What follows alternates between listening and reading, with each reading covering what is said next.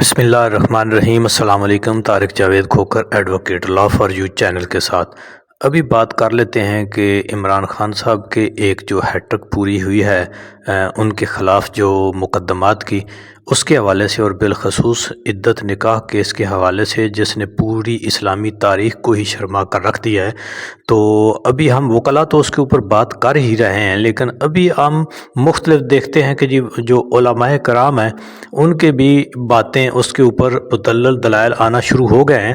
تو آپ مختلف میڈیا پہ سن رہے ہیں، تو ابھی ہم سنتے ہیں کہ جی مولانا مفتی یہ عبد الرحمن صاحب ہیں، ان کی بات سنتے ہیں، اور انہوں نے بڑی مدلل بات کی ہے، کیونکہ ہم وکلا تو زیادہ تر آئینی قانونی بات کرتے ہیں، اور پھر جو شرعی ہوتا ہے اس کو بھی ہم، کیونکہ محمدن لاء میں ہم نے ایسی کوئی چیز نہیں پڑھی، لیکن جو علماء ہیں کیونکہ انہوں نے فقہ بھی پڑھی ہوتی ہے، اور وہ ایک براڈ واسٹ لیول پہ انہوں نے اسلام کا مطالعہ کیا ہوتا ہے، تو ہم تو یہ سمجھتے ہیں کہ محمدن لاء میں جو ہمارے پریکٹس میں ہے محمدن لاء، اس میں ایسی کوئی چیز نہیں ہے کہ اگر عدت کے دوران نکاح فرض کیا، یہ ثابت بھی ہو جائے کہ عدت کے دوران نکاح ہوا ہے، تو سوائے اس کے کہ وہ نکاح جو ہے وہ اس کو ریگولر کر لیا جائے، دوبارہ کر لیا جائے، یا زیادہ سے زیادہ کوئی عدالت اس کو فسخ کر سکتی ہے، یعنی منسوخ کر سکتی ہے۔ تو آئیے سنتے ہیں مولانا صاحب کو۔ عدت میں نکاح کے حوالے سے جو ایک عدالت کا فیصلہ آیا ہے اس کے بارے میں پوچھا ہے کہ اس کی شرعی حیثیت کیا ہے۔ محترم ناظرین، یہ فیصلہ کتاب و سنت کے بھی منافی ہے، اور پاکستان کے جو سب سے بڑی عدالت ہے سپریم کورٹ، اس کے دیے گئے فیصلے کے بھی خلاف ہے۔ یہ فیصلہ غلط ہے۔ اس کی غلط ہونے کی کئی بڑی بڑی وجوہات ہیں۔ سب سے پہلی وجہ یہ ہے کہ طلاق میں جب خاوند اپنی بیوی کو طلاق دے دیتا ہے تو اس کے لیے تحریری ہونا ضروری نہیں ہے۔ اس نے مذکورہ مسئلے میں سب سے پہلے اپریل 2017 کو زبانی طلاق دی، تو وہ طلاق واقع ہو گئی۔ اس کے لیے لکھا ہونا اسلام کے اندر کوئی ضروری ہے ہی نہیں کہ لکھا ہوا ہوگا تو پھر طلاق ہوگی، یا وہ رجسٹرڈ ہوگی تو پھر طلاق ہوگی۔ نہ اس کا لکھا ہونا ضروری ہے، نہ اس کا رجسٹرڈ ہونا ضروری ہے طلاق کے واقع ہونے کے لیے۔ تو وہ طلاق ہو گئی اسی وقت، اور اس کے لیے دوبارہ تحریری وہ شرعی طور پر اس کی ضرورت نہیں ہوتی۔ اس کے بعد عدت ہوتی ہے 3 مینسز، 3 حیض۔ اللہ نے قرآن مجید میں اس کو سورہ بقرہ کی آیت نمبر 228 میں 3 قروء کے ساتھ تعبیر کیا ہے۔ 3 مینسز کے اندر اندر خامد وہ رجوع کر سکتا ہے، نکاح مکمل طور پر ختم نہیں ہوا ہوتا۔ طلاق ہو چکی ہوتی ہے لیکن نکاح مکمل طور پر ختم نہیں ہوا ہوتا، وہ رجوع ہو سکتا ہے۔ اگر خامد نے رجوع کر لیا تو وہ دوبارہ مکمل میاں بیوی بن جاتے ہیں، اور اگر رجوع نہیں کرتا تو تیسرا حیض مکمل ہونے کے بعد عورت آزاد ہو جاتی ہے۔ اس کا دوسری جگہ پر بھی نکاح ہو سکتا ہے، اور اس کا پہلے خامد کے ساتھ بھی نئے سرے سے اگر صلح کی نوبت آئے تو اس سے نکاح ہو سکتا ہے۔ تو یہ 3 مینسز اس عورت کے لیے ہے جو حاملہ نہیں ہے، یہ اس کی عدت ہے، اور اس کی بھی ہے جو آئسہ نہیں ہے، جو حیض کی عمر سے گزری ہوئی نہیں ہے۔ تو 3 مینسز کے لیے 90 دن، بعض لوگ کہتے ہیں یہ 90 دنوں والی بات تو ویسے ہی غلط ہے۔ نہ قرآن میں 90 دنوں کا ذکر ہے، نہ پیارے پیغمبر کی سنت اور حدیث میں 90 دنوں کا ذکر ہے۔ 3 مینسز کا ہے، اور 3 مینسز وہ 2 مہینوں میں بھی اور اس سے کم عرصے میں بھی مکمل ہو سکتے ہیں۔ مثال کے طور پر آج عورت کو طلاق دی گئی ہے زبانی، اور صبح کو طلاق ہوئی ہے، شام کو اس کے مینسز شروع ہو گئے، تو 1 مینسز تو یہ چند دن میں ختم ہو جائے گا۔ تو باقی جو 2 مینسز ہیں وہ کئی خواتین ہوتی ہیں، ان کو مہینے کے بعد یہ لاحق کا عارضہ لاحق ہوتا ہے، اور کئی خواتین کو مہینے سے پہلے بھی آ جاتا ہے۔ تو یہ زیادہ سے زیادہ مدت وہ 2 مہینے، 2.25 مہینے یا میں مکمل ہو سکتی ہے، اور اس سے کم میں بھی مکمل ہو سکتی ہے، کیونکہ بعض خواتین ان کی عادت ہر خاتون کی عادت دوسری سے مختلف ہوتی ہے۔ کسی کا صرف مہینے میں 3 دن مینسز ہوتے ہیں کسی کو، اور کسی کو 4 دن ہوتے ہیں، کسی کو 5 دن ہوتے ہیں.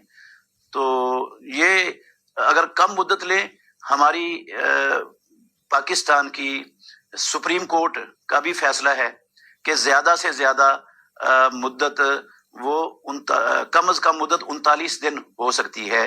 اگر 39 دن طلاق دینے کے بعد عورت دعویٰ کرتی ہے کہ میری عدت مکمل ہو چکی ہے، تو سپریم کورٹ کے فیصلے کے مطابق اس کی تصدیق کی جائے گی، اور اس کا یہ فیصلہ دنیا کی کسی عدالت میں چیلنج نہیں کیا جا سکتا. تو اور عدت کا معاملہ اور عدت کا مسئلہ، یہ سب سے زیادہ اس کا علم عورت کو ہوتا ہے، کیونکہ یہ معاملہ اس کے ساتھ ہے، اس کا ذاتی معاملہ ہے جس پر دوسرا غیر مطلع ہو ہی نہیں سکتا. اس لیے اسلام میں اس معاملے میں عورت کی بات کو حیثیت دی گئی ہے، اتھینٹک ہے، اور اسی کی بات کو مانا جائے گا اور اسی کی بات پر فیصلہ ہوگا. حمل میں بھی اسی کی بات پر فیصلہ ہوگا، مینسز میں بھی اسی کی بات پر فیصلہ ہوگا، عدت کے مکمل ہونے میں بھی اسی کی، اسلام کے اندر اسی کی بات پر فیصلہ ہوگا. اس کے بات کے خلاف باہر کے لوگ جن کا اس کی ذات کے ساتھ تعلق ہی نہیں، اس کے ذاتی معاملات کے ساتھ ان کا کوئی لنک ہی نہیں ہے، ان کی گواہی لغو، باطل اور بیہودہ ہے، اس کی کوئی حیثیت ہی نہیں ہے شریعت کے اندر. وہ کس لحاظ سے وہ آ کر گواہی دیتے ہیں؟ ان کا تعلق کیا ہے گواہی دینے کا؟ اور ان کی گواہی کو قابل اعتبار سمجھنے والے وہ کس قانون کے تحت ان کی گواہی کو اہمیت دیتے ہیں اور قابل قبول سمجھتے ہیں؟ اور پھر اس عدت والے کیس کے معاملے میں جو فیصلہ ہے، یہ اس لیے بھی باطل ہے، غلط ہے، اسلام کے خلاف ہے کہ جن گواہوں کی گواہی پر فیصلہ کیا گیا ہے وہ گواہ فاسق ہیں، اور فاسق کی گواہی اسلام کے اندر قبول ہی نہیں ہے، باطل ہے ان کی گواہی، کیونکہ ان کے حلفیہ بیان موجود ہیں. وہ اللہ کو حاضر ناظر جان کر بیان دیے انہوں نے پہلے کہ یہ جو ہے نا معاملہ ٹھیک ہے.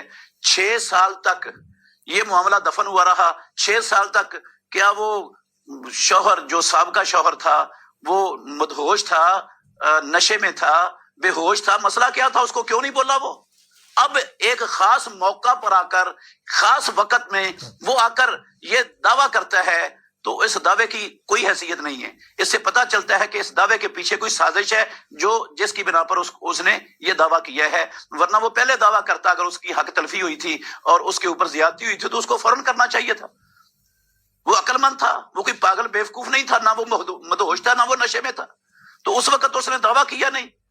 اور پھر اس بندے کے دعوے کو، اور پھر وہ اس کی 2 قسم کی بات ہے. اور جو نکاح پڑھانے والا مولوی ہے، مفتی ہے، اس کی بھی 2 قسم کے اقوال ہیں اس کے. پہلے وہ اللہ کو گواہ بنا کے حاضر ناظر جان کے وہ مفتی کہتا رہا کہ یہ عورت کی بات مانی جائے گی. فاروق اعظم رضی اللہ عنہ کے دور میں عورت کی بات کو ہی بنیاد بنا کر فیصلہ کرنے کا فاروق اعظم رضی اللہ عنہ نے فیصلہ صادر کیا تھا. اور اس کے بعد جب عورت نے کہہ دیا کہ میری عدت مکمل ہو گئی تو بس معاملہ ختم. اب وہ آ کر کسی پریشر، کسی سازش کا شکار ہو کر اب وہ اس کے خلاف گواہی دے رہا ہے. تو ایسے لوگوں کی گواہی پر فیصلہ کرنے والا وہ کیسے درست فیصلہ کر سکتا ہے؟ وہ تو گواہی کے قابل ہی نہیں ہے، وہ تو فاسق لوگ ہو گئے، اور اسلام میں فاسق کی گواہی مردود ہے. اس لیے بھی یہ فیصلہ غلط ہے. اور اگر چند منٹ کے لیے اس کے سابقہ شوہر کے دعوے کو مان لیا جائے کہ اس نے نومبر میں طلاق دی ہے، تو اس کی طلاق اور یہ جو نکاح ہوا ہے ان کا، اس میں 48 دن کا جو نو فاصلہ بنتا ہے. اور پاکستان کی جو سپریم کورٹ عدالت ہے اس کا فیصلہ موجود ہے، جس کو متحد عدالتوں کے اندر مانا جاتا ہے، چلایا جاتا ہے، اور اس کو نظیر کے طور پر، دلیل کے طور پر پیش کیا جاتا ہے، اور ساری عدالتیں اس کے مطابق فیصلہ کرتی ہیں. متحد عدالتیں وہ 48 دن انہوں نے مقرر کیے ہیں، انہوں نے 39 دن مقرر کیے ہیں، اور یہ نکاح ہو رہا ہے 48 دن سے. تو یہ اس فیصلے کے لحاظ سے بھی یہ فیصلہ باطل اور غلط ہے، چونکہ یہ فیصلہ شرعی لحاظ سے اور قانونی لحاظ سے اور اخلاقی لحاظ سے، ہر لحاظ سے غلط ہے، باطل ہے. لہٰذا یہ جن کے متعلق فیصلہ کیا گیا ہے، عمران خان صاحب اور ان کی زوجہ، یہ میاں بیوی ہیں، ان کو شرعی طور پر، اخلاقی طور پر، قانونی طور پر میاں بیوی رہنے کا حق ہے.